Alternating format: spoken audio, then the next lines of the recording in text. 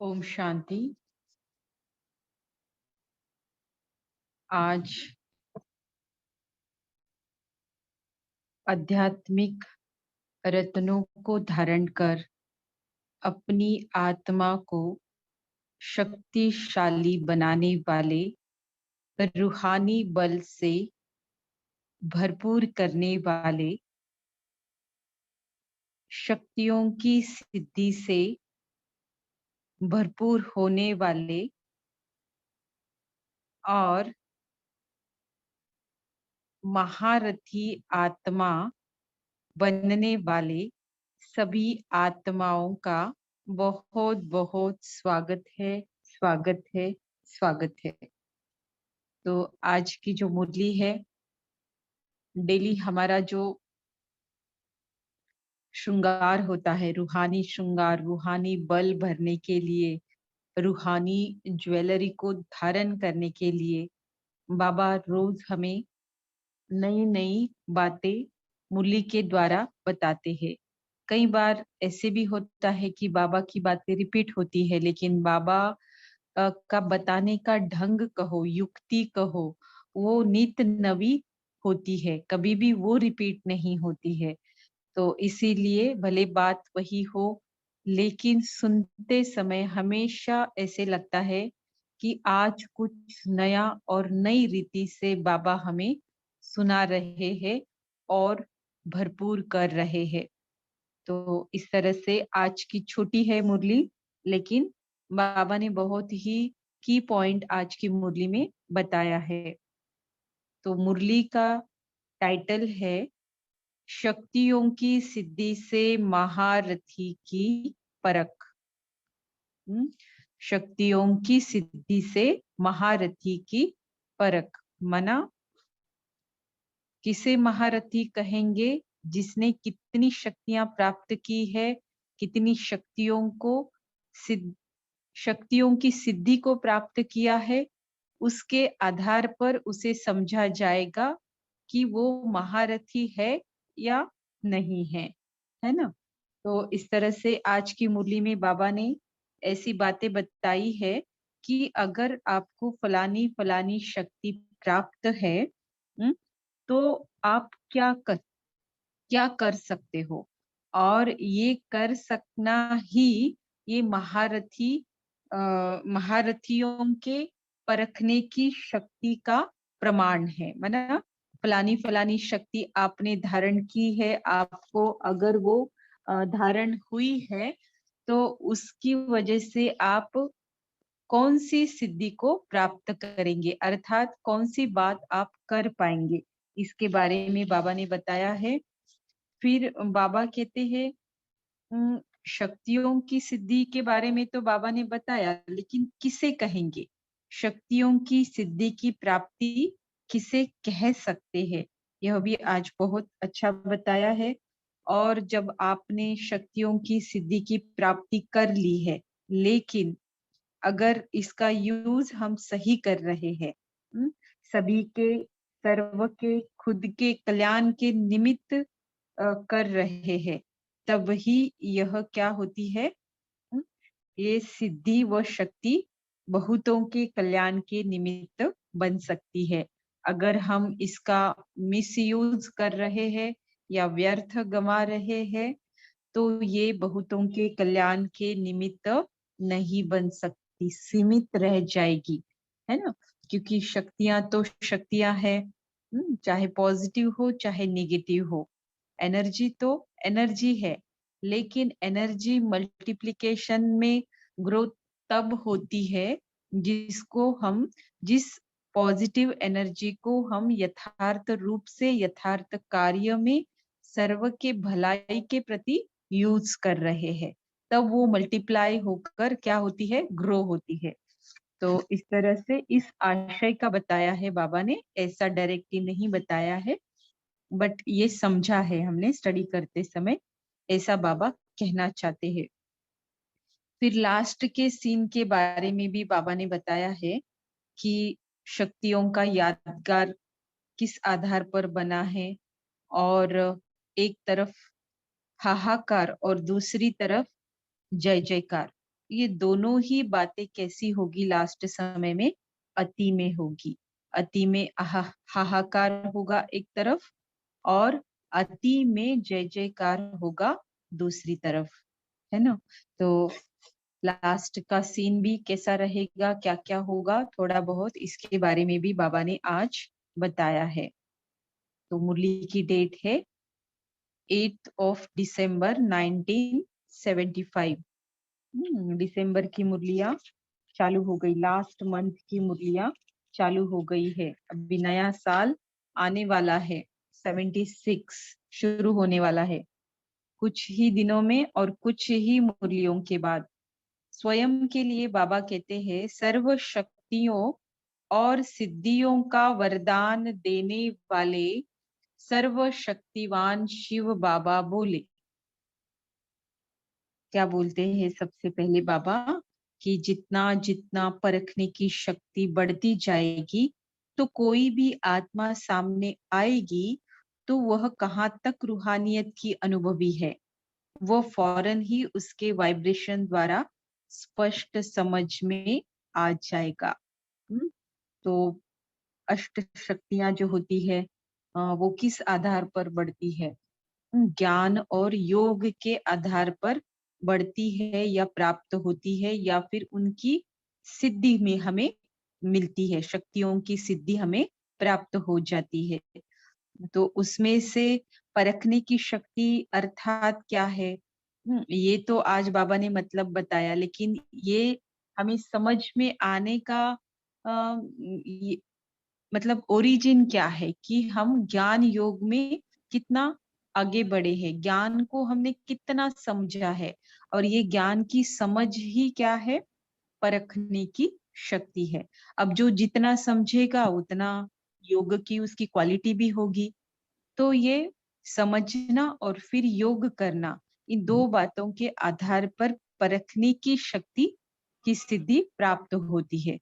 तो जब ये प्राप्त होती है ना, तो बाबा कहते हैं कि रूहानियत उनमें बहुत बढ़ती है, रूहानियत के अनुभवी वो होते हैं, और इसके कारण कोई भी अम, इसके कारण कोई भी आत्मा आती है या संबंध संपर्क में रहते हैं, तो क्या होता है कि उसके वाइब्रेशन, भले ही वो कुछ भी ना बोले, हम्म, तो वाइब्रेशन तो कंटिन्यूअस प्रोसेस है ना वाइब्रेशन का। संकल्प अंदर होंगे ना, उसी प्रकार के वाइब्रेशन ऑटोमेटिकली यूनिवर्स को जाते रहते हैं। तो आपकी रूहानी है और किसी और के कम रूहानियत वाले हैं या ज्यादा रूहानियत वाले हैं, ये दोनों ही बातें फिर आपको समझ आएगी जब एक लेवल तक आपकी रूहानियत बढ़ी हुई होगी, राइट? फिर भी अभी बाबा क्या कहते हैं इस पॉइंट में डिटेल में हम देखते हैं। हर एक के मस्तक द्वारा मस्तक मणि को देखते हुए क्या तकदीर की लकीर को पहचान सकती हो?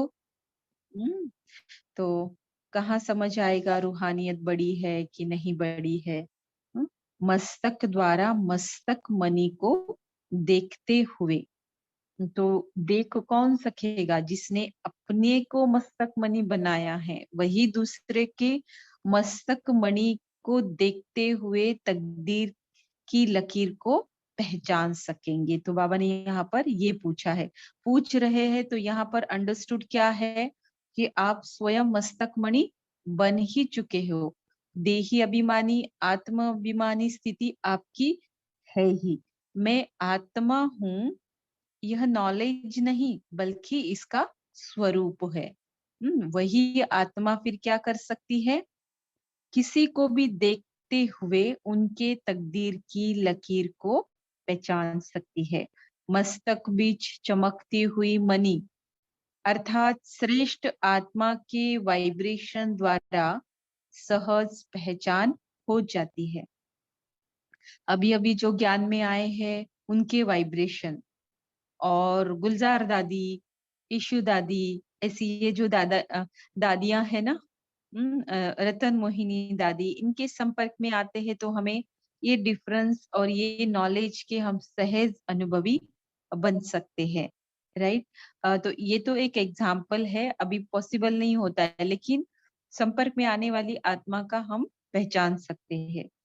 तो हर एक आत्मा के पुरुषार्थ व प्राप्ति का अनुभव वाइब्रेशन द्वारा सहज ही समझ में आ सकता है। कोई होता है ना कि अनुभव कम लेकिन उसका एक्सप्लेनेशन बहुत ज्यादा कर सकते हैं।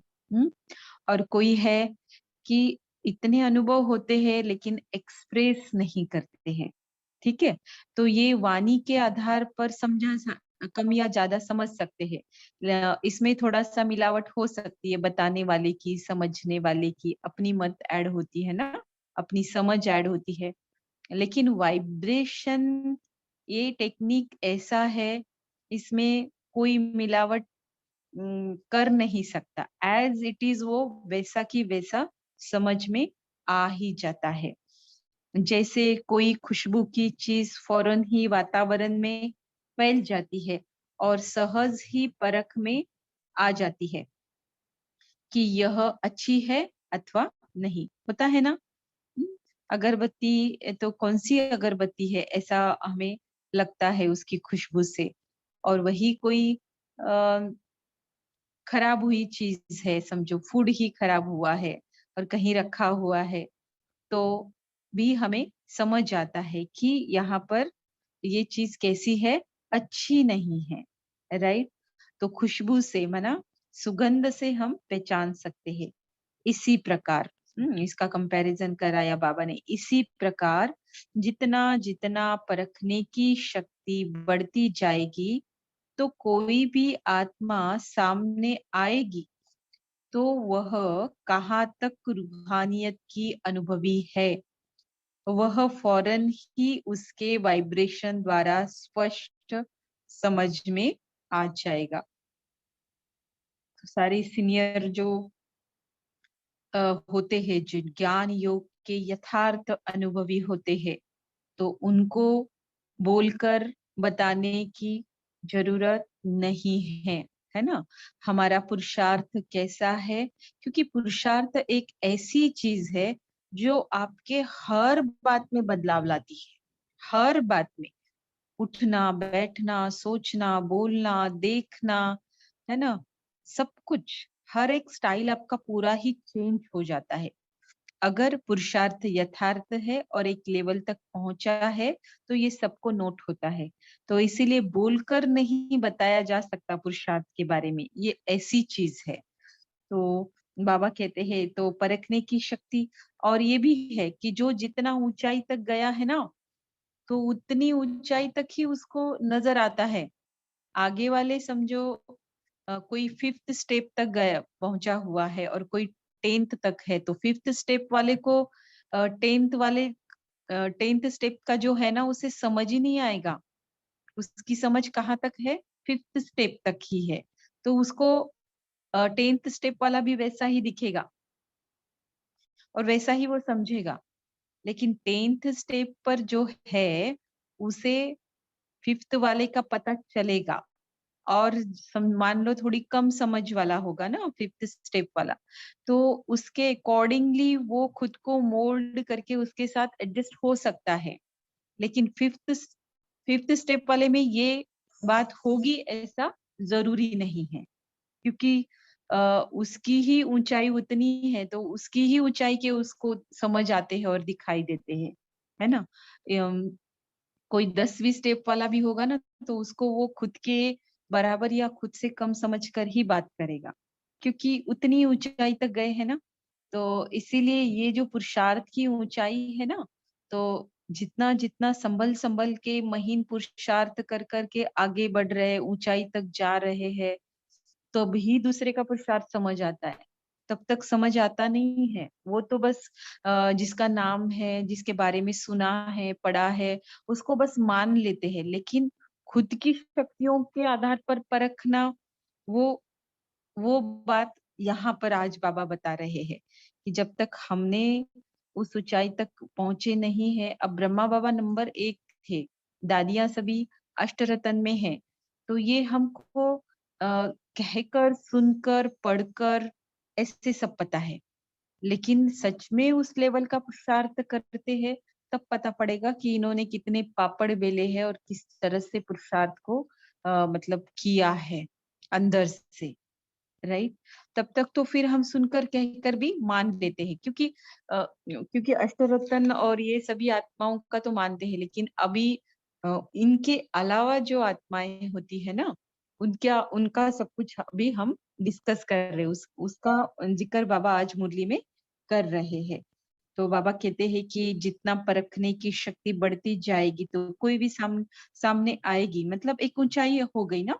परखने की शक्ति बढ़ गई है, मतलब एक ऊंचाई तक पहुंच गए हैं पुरुषार्थ से। तो जाहिर है, तो वाइब्रेशन की जो भाषा होती है, वाइब्रेशन की भी लैंग्वेज होती है, वो समझ जाती है।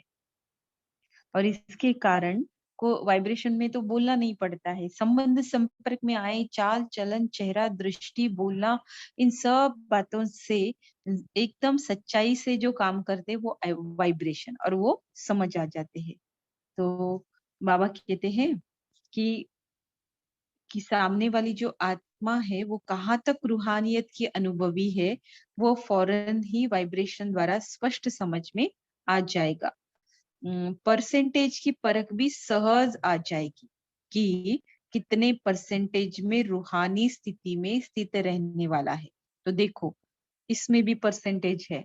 ऐसे नहीं कि हमने कुछ समय के लिए रूहानियत को एक्सपीरियंस किया, अशरीरीपन का अभ्यास करके मैं आत्मा हूं के थोड़े समय के अनुभवी बने, बाबा के संग का, अतीन्द्रिय सुख के झूले का अनुभव किया, तो बस हो गया पुरुषार्थ। नहीं, यही बिगनिंग है एक्चुअली पुरुषार्थ की।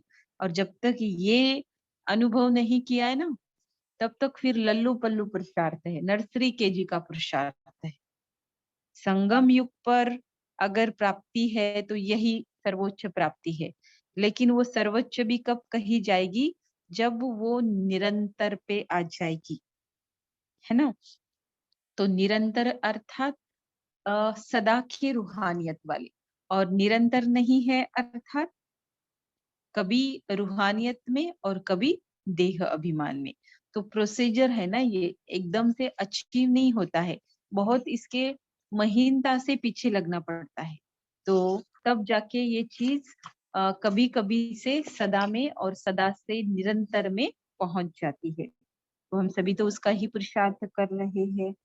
लेकिन अतीन्द्रिय सुख इज द बिगिनिंग, और बिगनिंग हुआ ही नहीं है तो मतलब समझो फिर कितना करना है। राइट। तो बाबा ने अभी कहा कि महारथियों की परखने की शक्ति क्या है? यह है। जैसे साइंस के यंत्रों द्वारा परसेंटेज का मालूम पड़ता है ना, साइंस के यंत्रों द्वारा जैसे गोल्ड का भी पता चलता है कि कितने कैरेट का है, कितनी प्यूरिटी का है। ऐसे ही साइलेंस की शक्ति के द्वारा अर्थात आत्मा की स्थिति द्वारा यह भी समझ में आ जाएगा। इसको कहा जाता है परखने की शक्ति। हम्म। संस्कारों द्वारा, वाणी द्वारा और चलन द्वारा परखना, यह तो कॉमन बात है। देखो, हम्म, बोल कैसे रहा है, उसके संस्कारों के अनुसार वो कर्म कैसे कर रहा है, चाल कैसी है। हम्म, तो इसके द्वारा पहचानना, परखना तो बाबा कहते कॉमन बात है। बाप रे, ये भी तो कोई सहज नहीं है ऐसे ही पहचानना। राइट।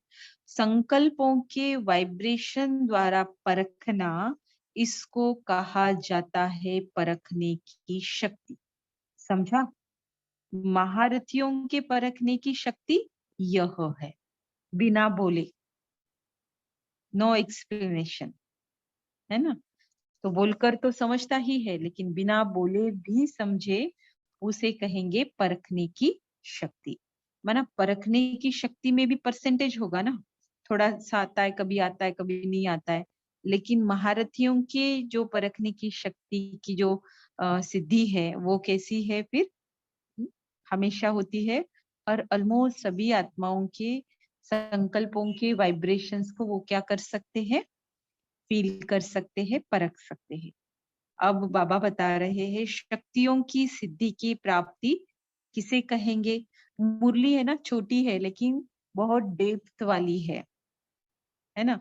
ऐसे ही ऊपर ऊपर से हम पढ़ पढ़ के फास्ट में खत्म करेंगे ऐसा ही सोचा था, लेकिन वो ऑटोमेटिक फिर ऐसे लगता है कि ये बताना जरूरी है और क्लियरिटी आने के लिए, है ना। तो इस तरह से डेप्थ है आज की मुरली में बहुत ज्यादा। शक्तियों की सिद्धि की प्राप्ति किसे कहेंगे? हम्म तो बाबा ने बताया कि परखने की शक्ति क्या होती है और महारथियों के परखने की शक्ति क्या होती है। संकल्पों के वाइब्रेशन द्वारा परखना। अब बाबा बता रहे कि शक्तियों की सिद्धि की जो प्राप्ति है वो हम किसे कहेंगे। अब यह शक्ति इतनी तब बढ़ेगी जो भले सामने न भी हो, लेकिन आने वाला हो, अथवा दूर भी हो, लेकिन दूर होते हुए भी परखने की शक्ति के आधार से ऐसे उनको परख सके जैसे कि कोई सामने वाले को परखा जाता। इसी को ही दूसरे शब्दों में शक्तियों की सिद्धि कहा गया है। यह सिद्धि प्राप्त होगी, है ना। तो वाइब्रेशंस के भी मना वाइब्रेशन के द्वारा तो परखते हैं, लेकिन संपर्क में आने के बाद ही वाइब्रेशन फील हो ऐसा जरूरी नहीं है। आप ऐसा जैसे हमको पता चलता है ना कि किसी का फोन आने वाला है, सभी बीकेज ऑलमोस्ट कहते हैं जो अच्छे पुरुषार्थी है, तो उनको पहले संकल्प आता है कि फलाने का अभी मुझे संकल्प आया और फलाने का फोन आया, राइट। तो संकल्पों की दुनिया आने वाली है ना, तो पुरुषार्थ हमारा जितना आगे बढ़ेगा उतना संकल्प से ही हमको टच होगा, संकल्प से ही समझ आएगा, संकल्प से हमारे संकल्प भी औरों के पास वैसे ही पहुंचेंगे, औरों के पास भी वैसे ही पहुंचेंगे। तो इसका एक है कि समझो जो पुरुषार्थ कर रहा है बीके है, लेकिन कोई बड़े पेपर से घिरा हुआ है, तो उसकी मनस्थिति कैसे होगी? एकदम डाउन होगी उस समय के लिए, हमेशा के लिए नहीं, लेकिन उस समय के लिए एकदम डाउन होगी। मान लो उसी दरमियान हमने बात किया, बात करके फोन पे फोन रख दिया, अब जस्ट बात हुई है, तो इसका मतलब क्या है? मेरे मन बुद्धि की तार उस आत्मा के मन बुद्धि से जुड़ी हुई है, तो ऑटोमेटिक मुझे वो समझ जाएगा कि इसकी स्थिति कैसी है। बोलने से कई बार ऐसे होते हैं कि छिपाना कईयों को बहुत अच्छे से आता है ना। अंदर एक बाहर एक, क्योंकि शायद वैसा जरूरी लगता होगा और फिर उनको आता है इसलिए भी करते होंगे, गॉड नोज, पर ऐसा होता है।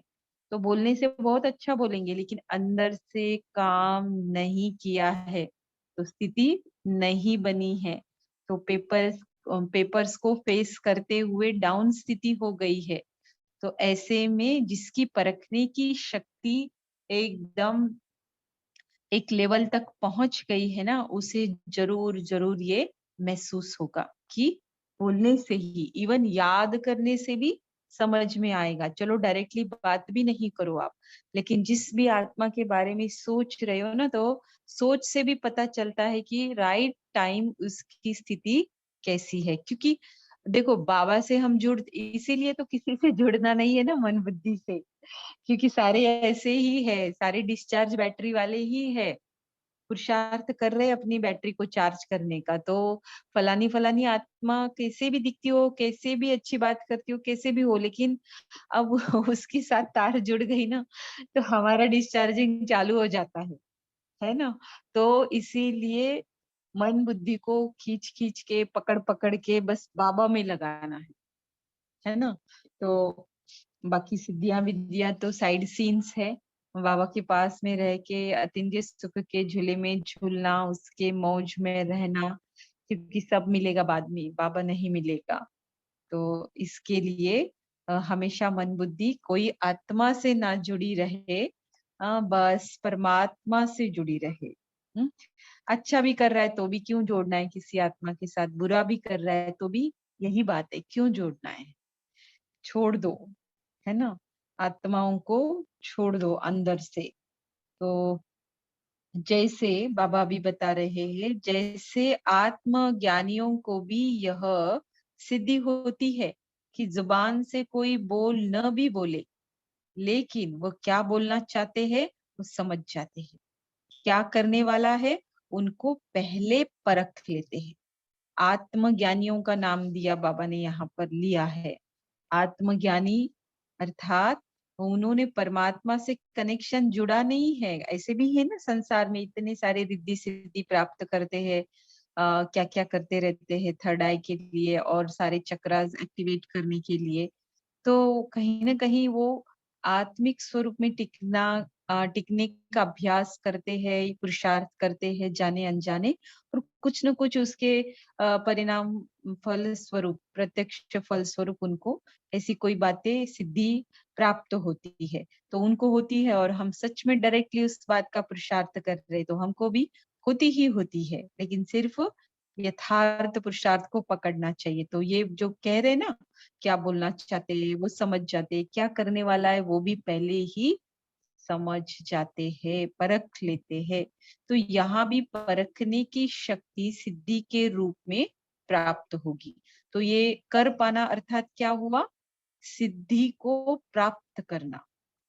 एक है परखने की शक्ति प्राप्त होना, और दूसरा है वो मना प्राप्त होना अर्थात कभी काम करती है कभी काम नहीं करती है।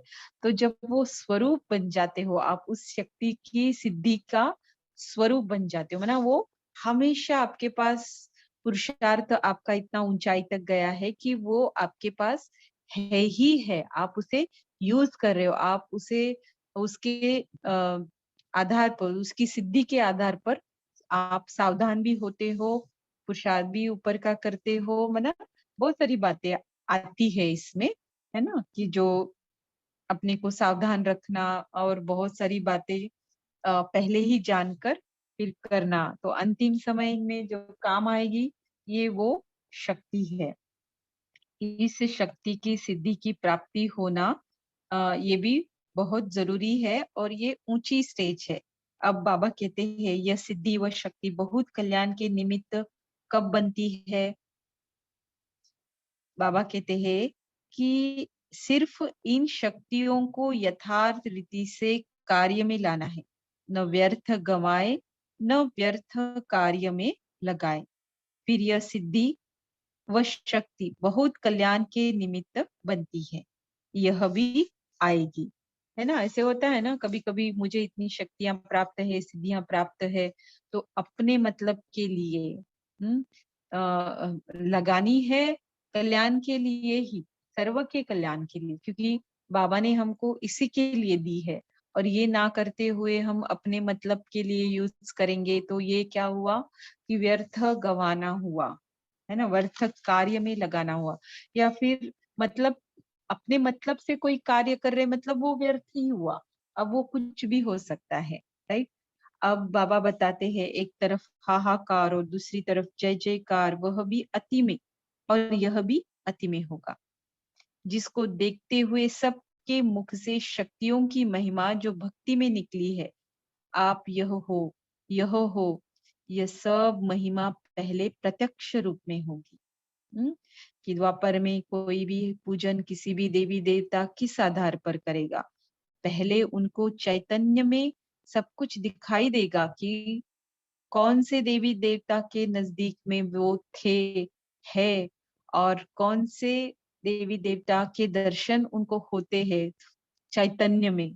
तो वो उस आत्मा के अंदर शूटिंग हो जाएगी, है ना, फीड हो जाएगी वो सारी मेमोरी, और शरीर तो भले छोड़ेंगे, मुक्ति के अधिकारी बनेंगे, और द्वापर में जब उतरेंगे, शरीर लेंगे, धारण करेंगे, तो समय प्रति समय वो स्मृतियां उनकी इमर्ज होगी और वो क्या करने लगेंगे, उस देवी देवताओं का पूजन करने लगेंगे।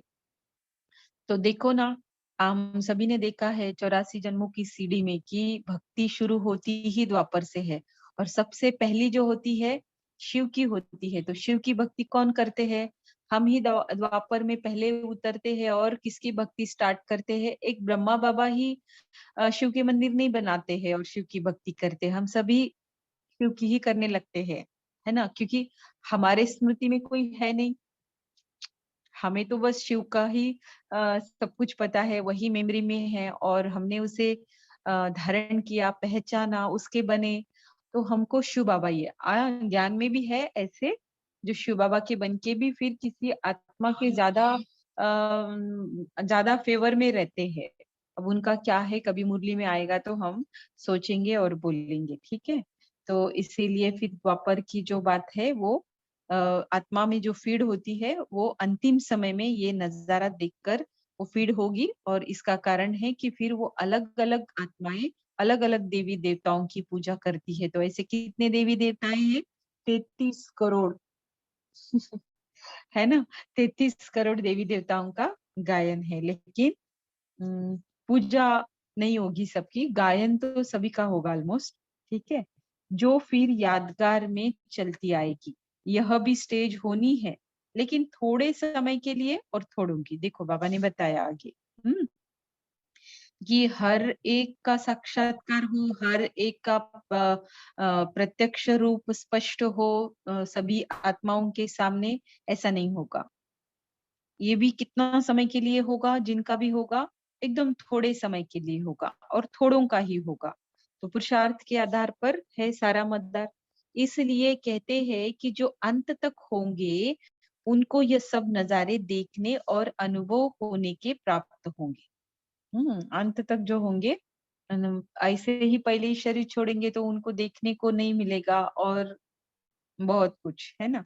अंत तक अंगुली देने लिए पार्ट भी ऐसे शक्तियों के होंगे ना, तो बीकेज़ में भी तो अंत में थोड़े ही होंगे, तो अंत तक अंगुली देने लिए पार्ट भी ऐसे शक्तियों के होंगे ना, तो जिन्होंने शक्तिशाली पुरुषार्थ किया है, शक्तियाँ है जो आत्माएँ, तो वो अंत तक भी अंगुली देंगे यज्ञ को।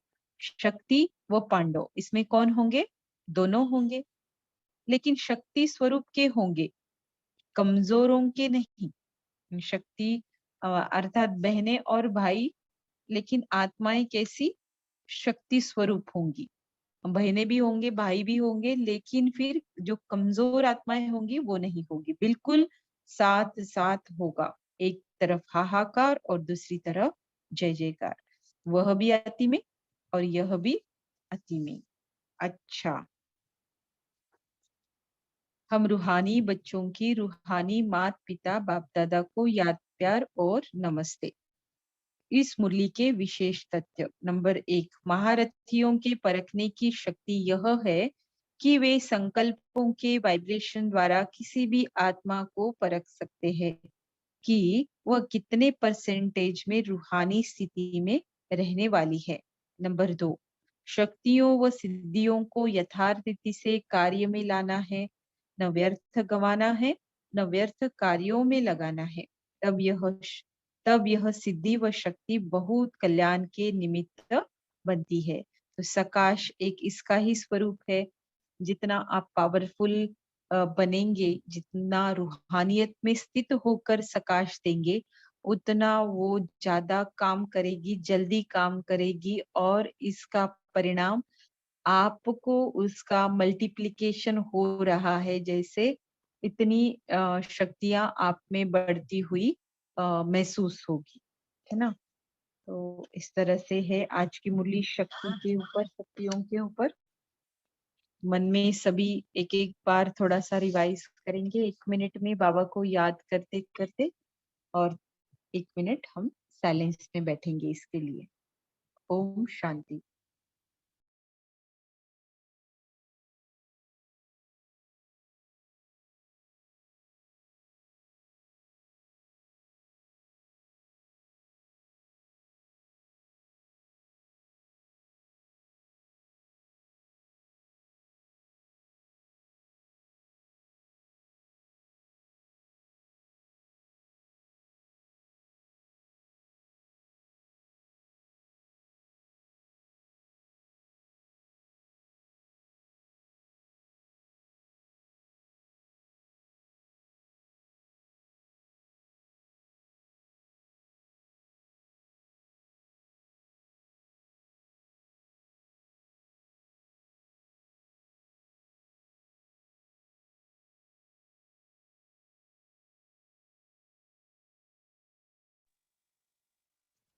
ओम शांति। तन्वी बहन का बहुत बहुत शुक्रिया जो उन्होंने मुरली स्क्रीन शेयर करने की सेवा की। और चैट बॉक्स में एक प्रश्न डाला है किसी ने, कहते हैं कि सतयुग में भी ये शक्तियां होंगी क्या, है ना। सतयुग में नहीं, अभी तक होंगी।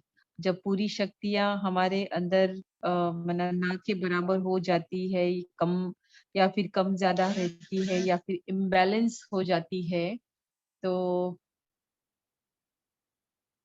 क्या हो जाता है, बाबा मिल जाता है, शक्तियों का भंडारी फिर से हमें मिल जाता है। और फिर हमारी शक्तियों को प्राप्त करने का पुरुषार्थ फिर से आरंभ हो जाता है। सतयुग में तो यही तो महिमा है ना संगम युग की, कि एक ही जन्म में मान लो 50 वर्ष भी अगर पुरुषार्थ के गिने जाए एवरेज में, तो 50 वर्ष के पुरुषार्थ में आप 5,000 वर्ष की चार्जिंग आपकी आत्मा की करते हो। वो वाला मोबाइल की नहीं, क्या हम करते हैं, सुबह में एक बार करते हैं, है ना, या फिर रात भर करके फिर दिन भर यूज करते हैं। तो समय चार्जिंग का हमेशा थोड़ा होता है, यूटिलाइजेशन का ज्यादा होता है। तो इसीलिए संगम युग बहुत महत्वपूर्ण है। समय, श्वास, संकल्प जितना हम सफल करेंगे बाबा की याद में, मुरलियों में, तो फिर यथार्थ पुरुषार्थ करते हुए इतना, जितना ज्यादा चार्जिंग उतना ज्यादा जन्म, और जितना ज्यादा चार्जिंग उतना ऊंच पद भी।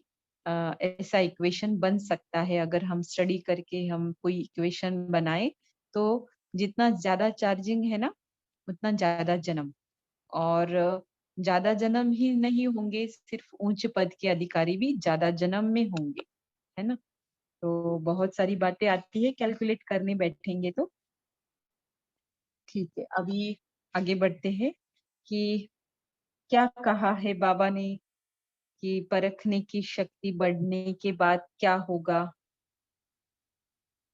और किसकी बढ़ती है ये। निशानी क्या बताई परखने की शक्ति बढ़ने वालों की, क्या बताया कुछ। ओम शांति दीदी। दीदी बाबा ने कहा कि जितना हम रूहानियत में रहेंगे, तो जैसे कि कहते हैं ना, खुशबू अगर होती है ना तो वो फटाक सनी से फैल जाती है ना। वो चाहे नेगेटिव हो चाहे पॉजिटिव हो, वो दोनों ही जल्दी मतलब फैलती है। तो ऐसे ही जितना रूहानियत में रहेंगे उतना हम है ना औरों के वाइब्रेशन को बहुत जल्दी कैच कर पाएंगे, और वो परखने की शक्ति भी हमारी वो बढ़ जाएगी उनको देखते ही जो है। हम्म। ओम शांति। तो हाँ, तो हाँ बोलिए, कविता बहन बोलना चाहते हैं, बोलिए। दीदी, ओम शांति दीदी। तकदीर की लकीर को पहचानने वाली आत्माएं जो है वो सहज ही मतलब वाइब्रेशन को कैच कर पाई। हाँ, तो अभी इस पॉइंट को समझने के लिए ऐसा हम अपने आप को विजुअलाइज करें कि बहुत ऊंचाई पे मैं खड़ी हूँ, है ना। अर्थात मैं परखने की शक्ति से भरपूर हूँ, है ना। तो वो मुझसे कम वाले जो है वो मुझे दिखाई भी दे रहे, समझ भी आ रहे, है ना। तो 100 फीट पर समझो आप खड़े हो, है ना। और कोई 50 फीट पर है, कोई 80 फीट पर है, कोई 60, 40, ये सब आपको क्या हो रहे, समझ आ रहे। मतलब ऐसे समझना है कि इन लोगों के जो वाइब्स है वो आपको इजीली समझ आ रहे, क्योंकि ऊपर है ना, आप सबके दिखाई दे रहा है आपको सब कुछ। तो यहाँ पर उसी बात को बाबा क्या बोल रहे, समझ जाता है ना। तो इस तरह से बाबा कहते हैं कि उनके वाइब्रेशन के द्वारा समझ आएगा, उनके मस्तक मणि को देखते हुए समझ आएगा कि तकदीर की लकीर इन्होंने कहाँ तक खींची हुई है। और तीसरी बात बताए कि कहाँ तक रूहानियत उन्होंने धारण की है, कितने परसेंटेज में की है। ये सब कुछ ऐसा बाबा उनको बाबा ने उनको समझ आएगा, उन आत्माओं को जिन्होंने यह शक्ति को एक परसेंटेज तक प्राप्त किया है। और क्या बताया, महारथियों की। हाँ। ओम शांति। तो बाबा ने बोला हम देख सकते हैं कि उन्होंने कितनी प्राप्ति की है और कितना एफर्ट लिया है अपने आप पर काम करने के लिए। हाँ, है ना? तो और क्या कहा बाबा ने कि महारथियों की परखने की शक्ति तो है ही, लेकिन महारथियों की परखने की शक्ति कैसे कह सकते, कब कह ओम सकते? शांति दीदी। ओम शांति। हाँ, हाँ, जैसे साइंस के यंत्रों द्वारा परसेंटेज का मालूम पड़ जाता है, ऐसे ही साइलेंस की शक्ति के द्वारा अर्थात आत्मा की स्थिति द्वारा परखने की शक्ति भी समझ में आ जाएगा। और संस्कार द्वारा, वाणी द्वारा और चलन द्वारा परखने का शक्ति समझ आ जाता है। और ठीक से बताएं, कोई थोड़ा सा आप दीदी ट्रैक आउट बाबा ने कहा कि वाणी द्वारा और चलन द्वारा जो है वो तो कॉमन बात है परखना, लेकिन जो महारथी हैं वो वाइब्रेशन के द्वारा परख लेते हैं कि सामने वाली आत्मा कैसी है और किस वाइब्रेशन से है। करेक्ट, है ना? और फिर बाबा ने क्या कहा कि शक्तियों की सिद्धि की प्राप्ति किसे कहेंगे? दीदी ओम शांति। जैसे पास में कोई आत्मा है उसको परखना, ये भी कॉमन बात है। बोले दूर रहकर भी उसके वाइब्रेशन को परख सके, इसको भी शक्तियों की सिद्धि कहा जाता है। करेक्ट, है ना? बहुत अच्छा, है ना? मतलब वो आत्मा संपर्क में आए, फिर उसके वाइब्रेशन से हम परखे, ठीक है, ये भी ठीक है। लेकिन बाबा कहते हैं कि शक्तियों की सिद्धि आपको प्राप्त हुई है, तो मतलब वो सामने है, नहीं है, दूर है, हाँ, और सिर्फ हम उसकी याद भी कर रहे हैं ना, तो भी उसके वाइब्रेशन को परखा जा सकता है। तो ये होना अर्थात शक्तियों की सिद्धि प्राप्त होना। और क्या बताया? और क्या बताया? ये तो होता ओम है। शांति दीदी। हाँ, दीदी बाबा ने ना ये भी कहा कि जैसे जो शक्तियों की सिद्धि उसको भी कहा जाता है कि जैसे जो आत्मज्ञानी होते हैं ना, जब उनको जबान से वह कोई कुछ बोलना बोले, लेकिन जो सामने है वो क्या बोलना चाहते हैं और वह समझ जाते हैं कि वह क्या करने वाले हैं, तो बाबा कहते हैं उनको भी यह वो परख लेते हैं। तो यह भी उनकी परखने की एक शक्ति सिद्धि के स्वरूप में दीदी उन्हें प्राप्त होती है, बाबा मतलब ये कहते हैं। फिर बाबा ये भी बात कहते हैं कि इन शक्तियों को जो है रीति में कार्य में लगाना है, व्यर्थ नहीं गंवाना और ना व्यर्थ कार्य में लगाना है, तो तभी जो है सिद्धि व शक्ति कल्याण के निमित्त बनेगी। बहुतों के कल्याण के निमित्त बनती जी। है। बहुत अच्छा, चलो ये पॉइंट कवर कर लिया। फिर अंतिम समय के सीन के बारे में क्या क्या बताया बाबा ने? कौन सी पॉइंट्स बताई? ओम ओम शांति। शांति दीदी। अंत में बाबा ने ये बोला कि महिमा और हाहाकार और जय जयकार सब साथ में होगा माने। हाँ, ये और दोनों ये भी बहुत थोड़ी आत्माओं को ही ये सब भाग्य में होगा। जो पावरफुल आत्माएं होंगी तो वो ये सब देखेंगी, कमजोर आत्माओं को नहीं होगा। जी, ऐसा बोला बाबा ने। ओम शांति। हाँ, अंत में भक्त आत्माएं जब हमको देखेंगी कि हमें ये सिद्धि है, तो वो बोलेंगे तुम यह हो, तो उनका वो अनुभव होता है। फिर वो द्वापर युग में उनको याद आता है और फिर हमारी वो पूजा करते हैं। जी, है ना? और क्या कहा? दीदी और एक बाबा ने एक बात ये भी कही है कि जैसे बाबा ने ना कहा ये एक जो हाहाकार और जय जयकार है ना, तो हाहाकार में भी जो अति में होगा और जय जयकार भी अति में जाएगी। दीदी है ओम ना? शांति। जी, दीदी अंत तक अंगुली देने के लिए पाठ भी ऐसी शक्तियां ही होंगी। हाँ, तो शक्तियां इन द सेंस क्या है? ऐसी आत्माएं जिनका पुरुषार्थ कैसा है? शक्तिशाली है, शक्ति स्वरूप बन गए हैं। तो इसमें पांडव और शक्तियां दोनों भी होंगे, राइट? हाँ, बोलिए दिव्या बहन, आपको बोलना है, बोलिए। जी दीदी, एक सवाल ही था। ये जो बाबा ने अभी कहा है हाहाकार और जय जयकार एक साथ होगा, लेकिन बाबा मतलब मुझे सिर्फ समझना है। बाबा कहते हैं ना कि इसके बाद ही बाबा आत्माओं को अपने साथ लेके जाएंगे। तो और अभी बाबा ने कहा कि बहुत थोड़ी सी आत्माएं होंगी, तो मतलब जो जैसे जो बीके में जैसे जो प्रजा बनते वगैरह वो फिर अब उस पॉइंट तक अपना शरीर छोड़ चुके होंगे, तो वो फिर सिर्फ आत्मा बन के बैठे होंगे, ऐसा बाबा कह रहे हैं? सिर्फ समझना चाहते हैं दीदी। हाँ, बहुत अच्छा क्वेश्चन है कि जैसे अभी बीके ने भी कई बीके ने शरीर छोड़ा है ना? छोड़ा है ना? तो छोड़ भी रहे हैं, मतलब कोई एज की वजह से या कोई बीमारी की वजह से, है ना? तो बाबा को जरूरत तो सबकी है, तो प्रजा में भी जो आएंगे ना, तो इसलिए प्रजा में आएंगे क्योंकि अभी मान लो कि थोड़े से समय का ही ये है। समझो 10 साल ही बाकी है और कोई आत्माओं ने शरीर छोड़ा है, तो 10 साल तक तो उनका पुरुषार्थ आगे बढ़ेगा नहीं, समझ ही नहीं आएगी उतनी, है ना? छोटेपन में ही उनका समय चला जाएगा, शरीर के छोटेपन में। तो प्रजापद वाली, कम पद वाली आत्माएं फिर ऐसे शरीर छोड़ेगी और शिव बाबा के साथ तो जाएंगे सभी आत्माएं, साथ में जाना और बाराती बन के जाना, ये फर्क रहेगा। बाराती कैसे होते हैं? पीछे, और साथ कौन होता है? साजन और सजनी। तो शिव बाबा हम आत्माओं का साजन है ना, तो जो पुरुषार्थ ऊंचे लेवल का करेंगे, है ना, तो जो बाबा को सच में आत्मा का साजन बना चुके होंगे, उनको बाबा साथ लेकर जाएंगे, तो वो उच्च पद के अधिकारी होंगे, है ना? तो ये जो आपने कहा ना, हाहाकार और जय जयकार के बाद बाबा जिनको साथ लेकर जाएंगे, उनकी बात बताई, और फिर बाकी तो आपने जो कहा वही वैसा ही होगा।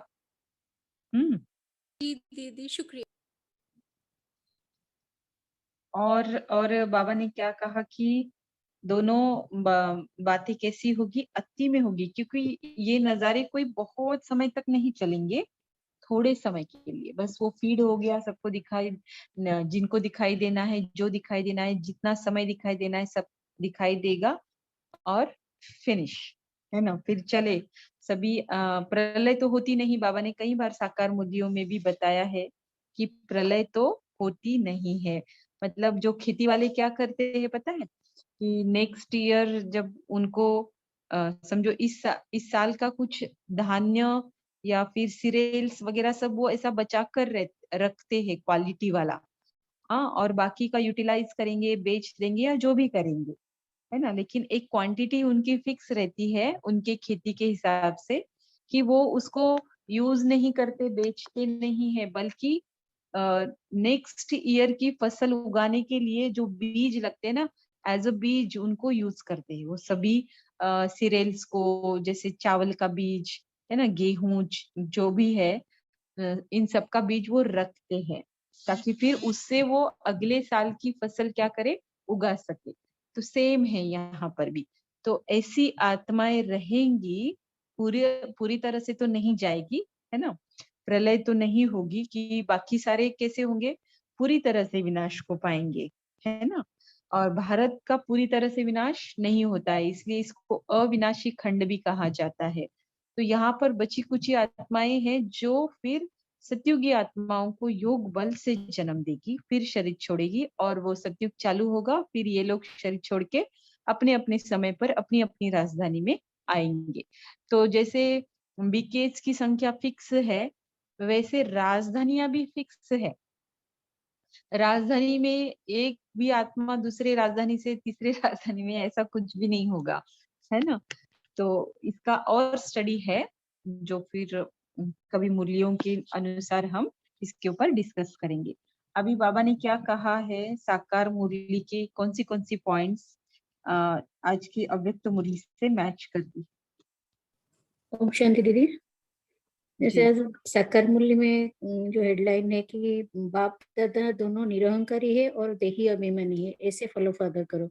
यानी जो फॉलो फादर कर निरहंकारी और देही अभिमानी बनते हैं, उन्हें ही सर्व शक्तियां और सर्व सिद्धियां प्राप्त होता है और उन्हें ही महारथी कहा जाता है, और उन्हीं महारथियों का परखने की शक्ति द्वारा सब परख सकते हैं। जो फिर हमारे टाइटल का मीनिंग और आज की साकार मुरली के सार का मीनिंग ऑलमोस्ट सेम है। मीनिंग, हाँ, वर्डिंग नहीं, लेकिन मीनिंग अगर हम निकालने जाते हैं तो सेम ही होता है। ठीक है। और दीदी बाबा ने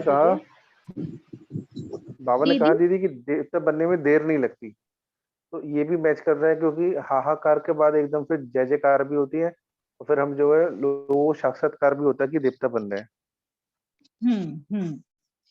बहुत अच्छा।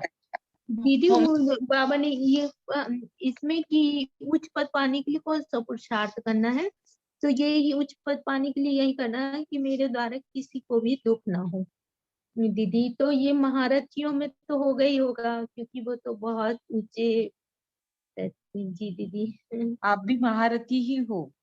महारथी क्या होता है, ये बातें समझना भी कोई कम पुरुषार्थ नहीं है। देखो, अव्यक्त मूल्य की स्टडी के लिए भी एक क्लास जुड़ता है और वो समझता भी है। महारथी की सारी जो निशानियां हैं एक्चुअली यही से स्टार्ट होती है, जो अव्यक्त मूल्य की स्टडी में इंटरेस्ट लेते हैं, है ना।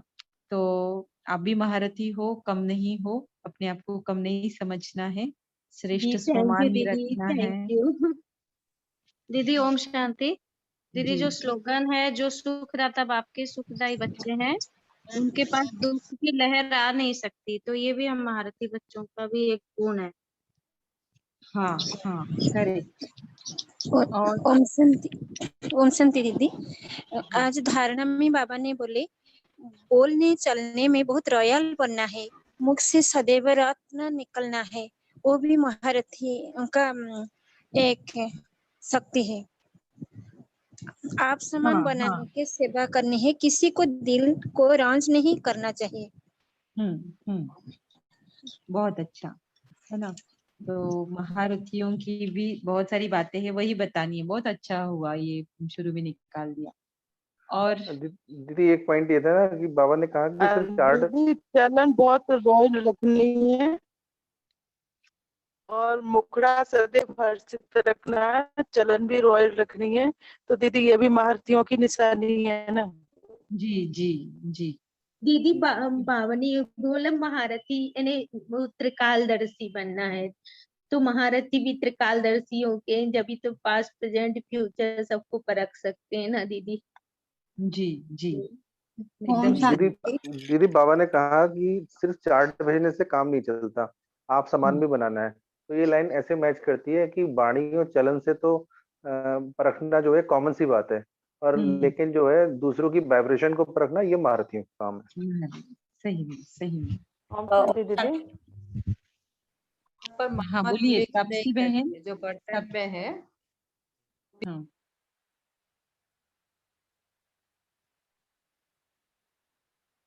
आपकी आवाज सुन नहीं पा रहे हम तापसी बहन।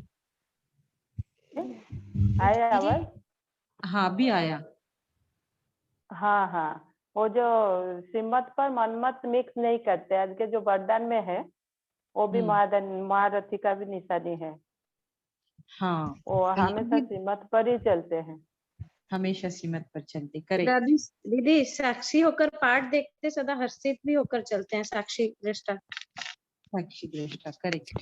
आज बाबा ने कहा है कि रूप बसंत तुम्हें बनना है, और रूप बसंत ही महारथी है, जो ज्ञानी आत्मा है और जोगी आत्मा दोनों है। दोनों है, करेक्ट। बोलिए। हाँ दीदी जैसे वरदान में भी जैसे बाबा ने कहा है ना ये बात के जो बाबा कहते हैं कि जैसे जो सदा पश्चाताप से परे जो प्राप्ति स्वरूप है, स्थिति का अनुभव करने वाले जो सद्बुद्धि दीदी, जैसे ये जो एक पॉइंट है ना कि जो मतलब प्राप्ति का जैसे यहाँ पे पॉइंट आया, तो बाबा कहते हैं कि जैसे मतलब जो परख ऐसी भी मतलब परखने की शक्ति के द्वारा से ऐसे उनको परख सके कि जैसे कोई सामने वाले को परखा जाता है, तो इसी को दूसरे शब्दों में शक्तियों की सिद्धि कहा जाता है। कि जैसे एक प्राप्ति का वर्ड आया है ना, तो ज्ञानी जो आत्मा होती है, ज्ञानी आत्मा को भी ये सिद्धि अगर प्राप्त हो जाए तो मतलब वो उनको फिर शक्तियों की सिद्धि प्राप्त हो जाती है। जी दीदी बहुत अच्छा मैच किया कि मतलब यदि महारथी में परखने की शक्ति है तो उन्हें बाद में पश्चाताप नहीं करना पड़ेगा, कोई भी कर्म उनसे ऐसा होगा ही नहीं, वो तो हमेशा प्राप्ति स्वरूप ही रहेंगे। जी दीदी।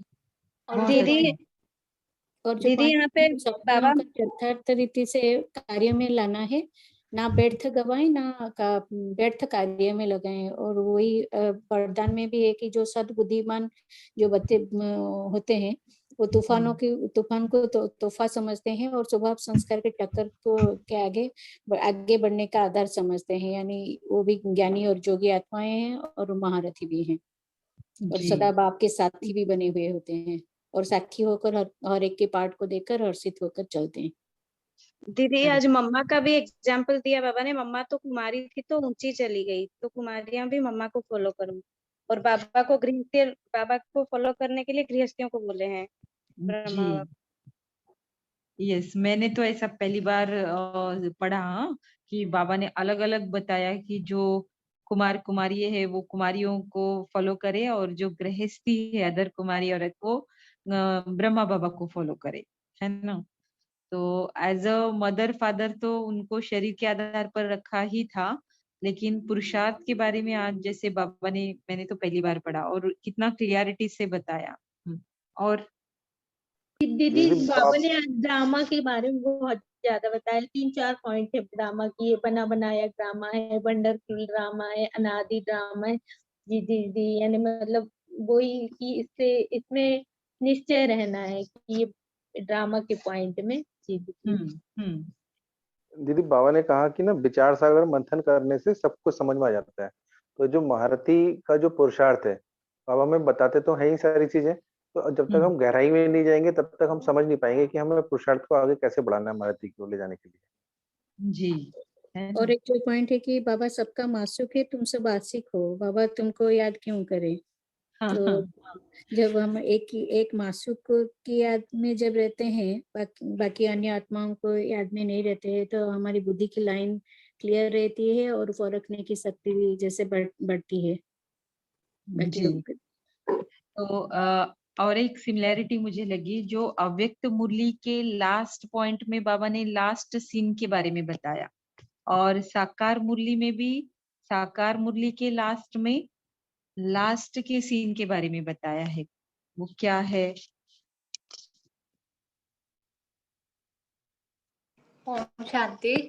अगर हम किसी को दुख देंगे तो हमें वो भोगना भी पड़ेगा अंत में, और 100 गुना भोगना पड़ेगा क्योंकि हम ब्राह्मण हैं इसलिए। अंत में आबू तो क्यों लगेगी।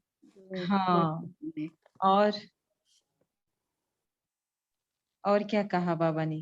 साक्षात्कार होंगे दीदी, साक्षात्कार होंगे जो भी अच्छा पुरुषार्थ करेंगे उनका। तो मैंने मतलब बाबा ने ये शब्द यूज किया कि कल्प कल्पांतर तुम साक्षात्कार करेंगे कि फलाने यह बनेंगे। तो अंतिम समय की बात है ये भी।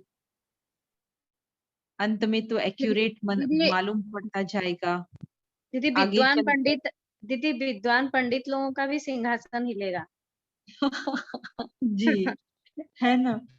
तो अभी सभी को यहीं पे आना है ना, क्योंकि दुकान ही एक है। तो बाकी सारी दुकानें छोटी मोटी क्या हो जाएगी, फिर बंद हो जाएगी। अर्थात ये जो सारी दुकानें लगाकर बैठे हैं, है ना, अपने आप को सदगुरु वगैरह कहलाते हैं, विद्वान पंडित कहलाते हैं, तो उन सभी सदगुरु तो क्या भगवान ही कहलाते हैं वो तो अपने को। तो उन सभी के भी बुद्धि का ताला बाबा खोल देगा। अभी भी शायद जानते होंगे, कई लोग मानते भी होंगे, लेकिन फिर उनकी दुकान बंद हो जाएगी, इसलिए फिर जो उल्लू बनकर उनके सामने आ रहे आने देते हैं, चलाते हैं अपनी दुकान को, राइट। तो दीदी आज बाबा ने ये भी बोला कि कई बार ऐसे चार्ट लिखते हैं कि लगता है कि ये लोग हमसे भी आगे निकल जाएंगे, लेकिन वो लोग सिर्फ चार्ट तक ही रहते हैं और उनमें वो नहीं रहता है उतना उनका पुरुषार्थ।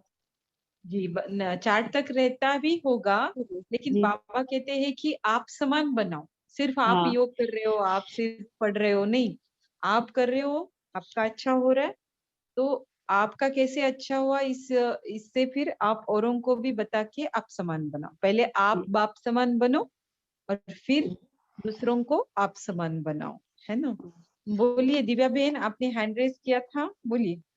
जी दीदी, वो अभी तक वो सोच रही हूँ जो बाबा ने अंत के नजारे कहे थे, तो आज की जो साकार मूल्य उसमें जैसे बाबा बोलते देही अभिमानी, तो इसका मतलब बाबा कह रहे जो अंत के जो सीन है वो अभी आत्मा की, जैसे हम मैं हूँ, हाँ, तो हमारी कल्पना में भी नहीं जा सकते, क्योंकि हमने अभी भी चलो कुछ लड़ाई देखी होगी, जैसे हम हिंदुस्तान में रहते तो चलो नेबरिंग कंट्री के साथ कुछ कुछ हुआ, या फिर हमने भूखमरी देखी, या हमने फ्लड देखा है, लेकिन जो अंत के नज़ारे हैं वो अभी भी हम बैठ के उनके बारे में नहीं, उनको विजुअलाइज भी नहीं कर सकते, क्योंकि वो बिल्कुल नए किस्म के नज़ारे, हाहाकार और जय जयकार और सही में। हाहाकार का अंत।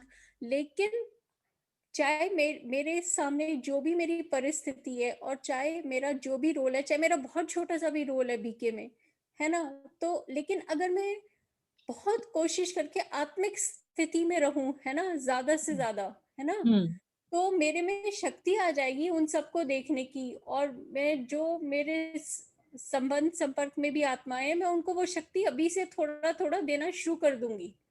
तो चाहे मेरा अंत में जैसे अगर नहीं अच्छा रोल रहा है, मेरे कर्म अच्छे नहीं रहे, तो मैं इस चीज को क्रॉस कर सकती हूँ, मुझे ऐसा लग रहा है।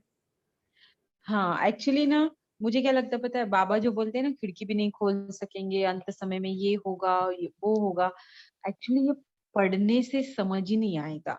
और दूसरी बात ये है कि जिनका पार्ट होगा ना उन्हीं को ये सब जैसे कमजोर कमजोर है ही वो आत्माएं, तो बनेंगी भी कमजोर कैसे, उनके सामने ये नजारे आएंगे ना और ही कमजोर बनेगी, ताकि फिर शक्ति स्वरूप जिनका पुरुषार्थ हो चुका है, हो रहा है, एक एक्सटेंट तक पहुंच गया है ना, उनको ना विनाश के बारे में खबर ही नहीं लगेगी। एक ये भी होगा। तो इतनी वैरायटी है अंतिम समय के समय की, जो आत्माओं के बारे में होगा, तो बहुत वैरायटी है।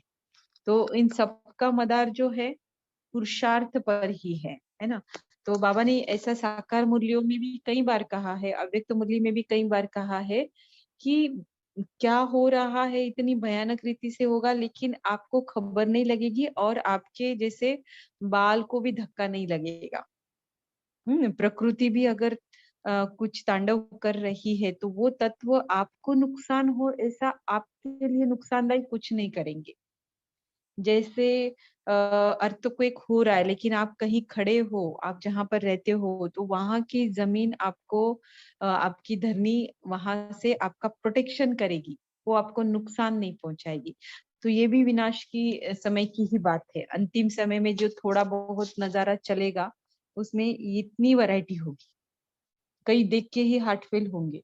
हमारे इस सेंटर पे एक भाई थे, बहुत पुराने थे, अच्छा भी करते थे पुरुषार्थ, लेकिन डरने का संस्कार था। तो तबीयत ठीक नहीं है, कोरोना हुआ था क्या पता नहीं, लेकिन हॉस्पिटल में गए। तो हॉस्पिटल में जाने के बाद उन्होंने जो नजारा देखा ना, तो सब कुछ डायग्नोस और ट्रीटमेंट होने से पहले ही शरीर छोड़ दिया। अब बताओ, तो कमजोर ना पुरुषार्थ तो किया, लेकिन उस हिसाब से आत्मा में बल ही नहीं भरा, उस हिसाब से अपने इस पे काम ही नहीं किया। तो आत्माओं में ऐसी वैरायटी अंतिम समय में भी रहेगी। अब उनके लिए अंतिम समय हो गया ना, हाँ, उनका मीटर अभी चालू हो गया कि अच्छे प्रारब्ध पाने का जो है ना उनका स्टार्ट हो गया, भी अच्छे घर में जाएंगे, अच्छा जन्म पाएंगे, सब कुछ अच्छा होगा अभी से जो ये जन्म था उसके कंपैरिजन में। क्योंकि ब्राह्मण बन के शरीर छोड़ते हैं तो नेक्स्ट जन्म से प्रारब्ध स्टार्ट हो जाती है ना। तो फिर यहाँ पर प्रारब्ध क्या मिलेगी और कैसे मिलनी चाहिए क्या, इसीलिए बाबा जो कहते हैं ना शरीर को भी संभालना है, देखना है, ऐसा पुरुषार्थ करना है। तो बहुत सारी लिंक्ड बातें हैं। तो अंतिम समय के नजारों के लिए ना बहुत वैरायटी है, नो कंक्लूजन। हर एक के पार्ट के अनुसार उसको उसको क्लैरिटी आएगी। तो सबसे बेस्ट है मन बुद्धि का तार स्वच्छ रखे, क्लियर रखे, बाबा के साथ जुड़े रहे, ऑटोमेटिकली वो संकल्प आएंगे हमको क्या करना है क्या नहीं करना है, कहाँ जाना है नहीं जाना है। इतनी तार हमारी उस समय के संकल्प बाबा की कैच करने की रहे, ऐसा पुरुषार्थ हमको करना है।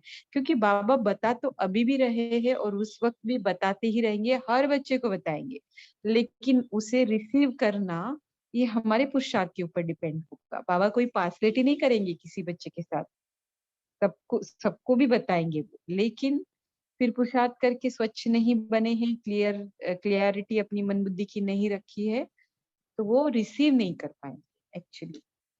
ठीक है दीदी, दीदी एक बात पूछनी थी कि जैसे विपरीत बुद्धि को भी तो मतलब विनाश के लिए प्रेरक बोला जाता है ना, कि जैसे अपनी विपरीत बुद्धि जितनी बना के रखेंगे तो उतनी अपने को तकलीफ कम होगी। जैसे एक एग्जांपल है, जैसे दादी जानकी जी ने लॉकडाउन से ठीक 1-2 दिन पहले ही उन्होंने शरीर छोड़ा। नहीं, लॉकडाउन के बाद छोड़ा, 1-2 दिन के बाद। हाँ, मतलब उन्होंने ये दहशत का सीन नहीं देखा ना, कि हाँ, जैसे हम लोग, उन्होंने नहीं देखा ना, ये दहशत उन्होंने नहीं देखी, तो प्रकृति उनको सहयोग कर रही थी ना। दादी को पता चल गया था लॉकडाउन चल रहा है, और उनकी ये एक श्रेष्ठ मनसा थी कि बाबा के यज्ञ का जो धन है वो मेरे अंतिम समय में 1 रुपया भी खर्चा नहीं होना चाहिए, ऐसे मेरा अंतिम संस्कार होना चाहिए, और वैसा ही हुआ। तो भारतीय आत्माओं के संकल्प है ना, बाबा बंधा हुआ है पूरे करने के लिए। तो अंदर से दीदी की बहुत मनसा थी कि क्योंकि अगर लॉकडाउन के पहले होता ना तो मधुबन में जगह नहीं होती थी, इतने लोग आते थे, फिर उतनों का खर्चा कहो, वो विधियां कहो, सब कुछ बहुत होता था। तो ये ड्रामा के राज को जानते हैं ना, ये सारे महारथी ऐसे ही संकल्प नहीं करते हैं, रखते हैं, तो उनके श्रेष्ठ और अच्छे संकल्प फिर बाबा पूरे करता है। और ये समझ में भी उनको ही आता है ना। जो देखो गहराई से सोचेंगे ना तो लिंक लगती है, ऊपर ऊपर की बातें नहीं है इसमें। सभी अभी गुलजार दादी के लिए भी कितना बोल रहे थे, कितना पोस्ट कर रहे थे, लेकिन दादी को मैं बोलती हूँ ना, सेकेंड मात्र की भी तकलीफ नहीं होने देता होगा बाबा। उनकी स्थिति और उनका कनेक्शन, ये सब बाहर की बातें देख के बाहर की हलचल, क्योंकि हम अपने से ही समझते हैं कि बाबा पेपर्स में कितना संभालता है और फिर दादी को नहीं संभालेगा क्या। तो इस तरह से है, जो दिखती है बातें वो दिखती तो है, लेकिन अंदर की बातें कुछ और है। तो वो हम जितना गहराई में जाएंगे उतनी गहरी बातें हमें अपने आप समझ आएगी, क्योंकि उस वक्त तो कोई सुनाएगा नहीं, और पढ़ेंगे तो भी पता नहीं मुरलिया में साथ में होगी कि नहीं। तो सबसे मुरलियों का जो आधार पर जो क्लीनिंग करते हैं ना, वही काम करेगा। तो मधुबन से जो आए हैं ना, वो कोई जरा अनुभव सुनाए 2-3 मिनट में, हमारे पास है आज समय। दीदी ओम शांति। तो मतलब एक क्वेश्चन बस दीदी, तो कमजोर आत्माओं के ऊपर ज्यादा अटैक होगा मतलब ये विनाश का दीदी? हाँ, अच्छा। बैल मुझे मार पुरुषार्थ नहीं करेंगे तो वही होगा ना जी।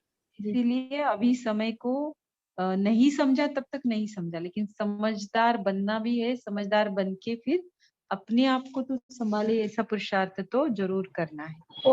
ओम शांति दीदी। जी ओम शांति दीदी। जी बोलिए दीदी, ये तो विनाश वाली बात है। घर में भी छोटी बड़ी कोई डेथ हो जाती, कुछ बड़ी घटना घट जाती है, तो देखो 1-2 तो बिल्कुल तटस्थ रहते हैं, यानी उसको फेस करने के लिए, और कितनों को तो पता ही नहीं चलता, रोते रोते ही पागल रहते हैं कि मतलब इसका सॉल्यूशन क्या निकले। और वो तो एक बहुत बड़ा काम है विनाश वाला, तो उसके लिए तो बहुत बड़ा दिल दिमाग और पुरुषार्थ और वो चाहिए।